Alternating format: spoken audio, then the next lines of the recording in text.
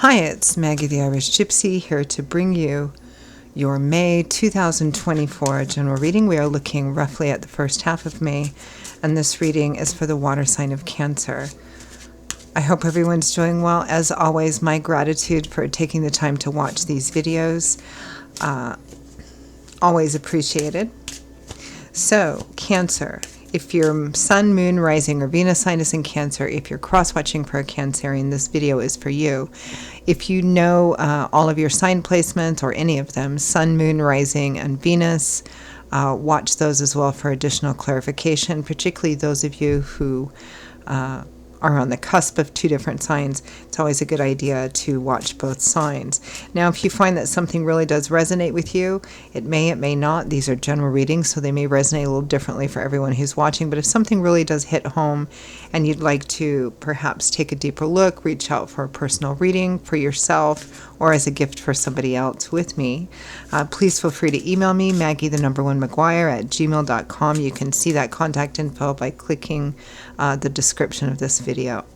I would love to hear from you. I can usually get back to you the same day or within 24 hours. I offer a pretty wide variety of reading options, different styles, budgets, lengths, spreads, you name it. There's something in there for everyone. And I'm pretty diligent about timely scheduling too. So if you're interested, please email me. Okay. Cancer. Let's see what the first half of May looks like for you. I am using the Royal Deluxe Tarot, clarifying with the Gilded Tarot, both by Ciro Marchetti. We begin with the Nine of Wands. This speaks of resilience, perhaps emotional resilience during a difficult time, but you're almost close to the end because the 10 would represent coming full circle, coming to the end of a cycle completion. With the Seven of Coins, consideration, reflection. Keep going. Don't give up on what you want most. This is about persevering. You may feel tired. You may feel discouraged. Some of you may feel, like, oh my gosh, is what I'm hoping for or what I want ever going to manifest? You're almost there. This is like almost to the finish line. Don't give up now. Next, we have the Two of Coins. I have to say, too, I'm really kind of feeling that this Nine of Wands and Seven of Coins, some of you are just right on the cusp of starting something new or a new cycle coming in, one that's going to be much more abundant and stable for you. So then we have the Two of Coins. This is about making choices for your future stability. Could be money, work, love. With the Queen of Wands, Leo, Aries, Sagittarius, Sun, Moon, Rising, Venus, showing up as a queen, but its general reading could be male, whether they're fire sign or not. This could be a person that's relevant here to you, or for others of you, it's simply the energy of both of these cards together. It's making a decision, and it's being very assertive and action oriented in making a decision and planning for, again, future stability. And the stability can mean money or a job, but it can also represent relationships as well. Making decisions that are geared towards being in a position where you feel like you have more stability. Because it feels like you're in a place right now, some of you, where you don't feel you do have much stability. Like you worry about tomorrow, right? Next, we have the Six of Coins, which is about paying attention to the balance of giving and receiving. Is it a fair and equitable giving and receiving? Because sometimes this is a breadcrumb card. It can represent that you're giving more than you're receiving, or vice versa. With the Eight of Cups, leaving behind that which no longer serves you. It might be that in the beginning you thought something was going to be the bee's knees, right? But it's either run its course or you've discovered that, this is not what I thought it was going to be. So it's time to turn and walk away. Changes are needed here. It feels like you have been giving yourself, some of you perhaps quite a long time, to something or someone, and you're just not getting back enough. You're not getting back what you've put into it, which is what the Seven of Coins is about too. It's about taking a look, taking stock, taking inventory, looking at the efforts you've put into building or growing something and asking yourself, is it worth it? Has the end justified the means here, or am I just fooling myself? Is it time to move on? Because here, with the Eight of Coins, the Seven of Coins, the Six of Coins and the Eight of Cups, it's time for a change because something it's just not serving you at all. From the bottom of the deck, two cards again, just like Leo. You know, sometimes I feel like I get readings for Leo and Cancer, for some of you that are on that cusp of Leo and Cancer, because some of this is similar to Leo's reading too, and I did those earlier today, but there's been readings in between. We have the Page of Wands and the Four of Wands. Exciting messages coming in about stability and adventure. I think some of you, something is happening. Either it's already started or it's coming in the immediate future, like literally within the next several weeks. You're going to hear about this, and it's about a potential new path or opportunity, a new adventure opening up. Some of you, it might be in relationship. Maybe you've been kind of stuck in what you thought was going to be the right relationship, but it's turned out not to be. Others of you, it might be job or work. You're on the cusp of something, of a new path, a new adventure starting for you, should you choose to take it, because, you know, free will, free agency. Let's clarify some of this. Let's take a look at that overall energy of Page of Wands, Four of Wands. Unexpected blessings and happy surprises.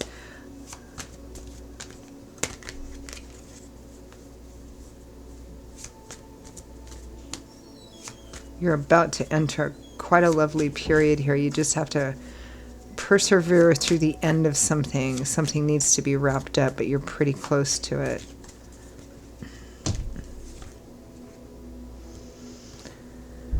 The Ten of Cups. I mean, the Four of Wands and the Ten of Cups are both the happy home, happily ever after, marriage, home, family, blessings. Ace of Cups. A brand new path. Could be new love and romance for some of you. The heart beginning to open up again. The Two of Cups, soulmate, kindred spirit. The King of Pentacles, the King of Earth, Taurus, Virgo, Capricorn. These exact same cards came out for Leo's reading as well. So some of you, I'm reading for those of you who are on the cusp of Cancer and Leo, or there's some mix there in your sign placement. For many of you, this is a new romantic opportunity. It's either somebody new coming in or a current relationship kind of bumping up to the next level. But because I'm also seeing some weariness and some discouragement with something else, some of you, it might be a third-party situation where you have to choose. Let's take a look at this Nine of Wands and Seven of Coins. Regardless of how the specific and details play out, because it's a general reading, so those will vary. The fundamental energy here is you've been giving to a situation that you haven't been getting the same amount back, not in the micro sense or in the macro sense. You're tired. It looks like it's time to turn your back on this situation and move in another direction, which Spirit is opening a new door for you, but you actually have to walk through it. So it's about making choices.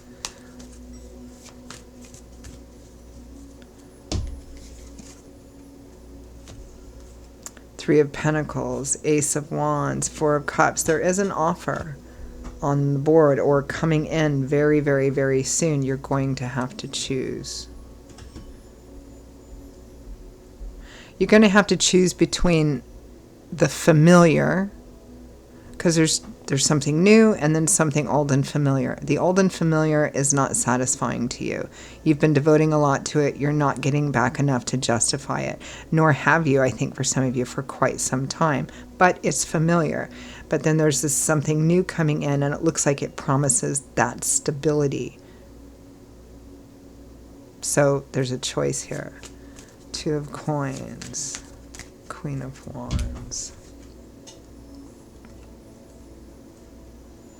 The Emperor, the Six of Cups, and the Devil. There's already a relationship, a person, or a situation which you're already connected to or attached to or in or still involved in or still attached to in some way.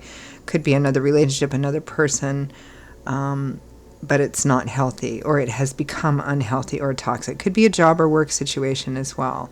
You may feel a sense of loyalty and obligation to this person, but it feels like it's undeserved. Like you've given everything you can to this situation, this relationship, this person, this job, whatever it is, but you're not getting back measure. But I think because of the length of time that you've spent in this, you still feel that sense of, I don't know, obligation or loyalty, but it doesn't look like it's deserved.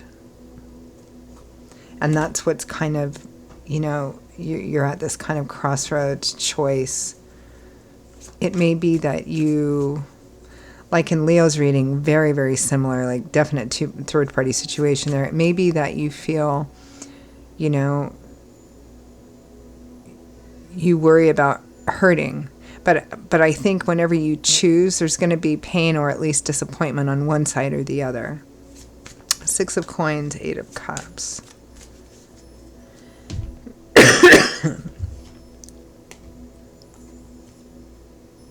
Four of Swords. This is a card of taking a step back. It's also a card of feeling weary, feeling worn out, feeling exhausted. Some of you, again, you've been just pouring yourself into something that's like a bottomless pit. It's like pouring water into a glass with no bottom. Not only does it never get filled up, it's never enough, but you can't drink from it as well. You can't get nourished from it as well. It's being in a relationship that's kind of one-sided. One person is doing the majority of the giving and so gets exhausted and tapped out. The 2 of Pentacles, which is the same as the 2 of Coins, and then the World, the last major arcana card in the tarot, representing a cycle, and this is, clarifying the walking away card. So it's quite clear here changes need to be made in order to alleviate this sense of burden and exhaustion and constant undercurrent of anxiety or stress as to whether you can depend on this person or situation or whether you can't. There's never a sure thing. There's always this feeling of instability or tenuousness to it. You worry a lot about the future. Meanwhile, Spirit is bringing in a new path, a new opportunity, a new person, a new job, something of that sort. But you're going to have to disengage. It's all about this choice here. And looking at it almost in a clinical way and not allowing your emotions, like, well, I've devoted 10 years of my life to this person or this company, so I feel, and better the devil you know than the one you don't, right? But that's not true. Yeah, you may have devoted 10 years. This is an example. You may have devoted 10 years to it, but what do you have to show for it? That's what you should base your sense of loyalty and obligation on, right? Not the history, but what have your efforts gleaned you? So I'm going to end with advice, guidance, feedback from Spirit.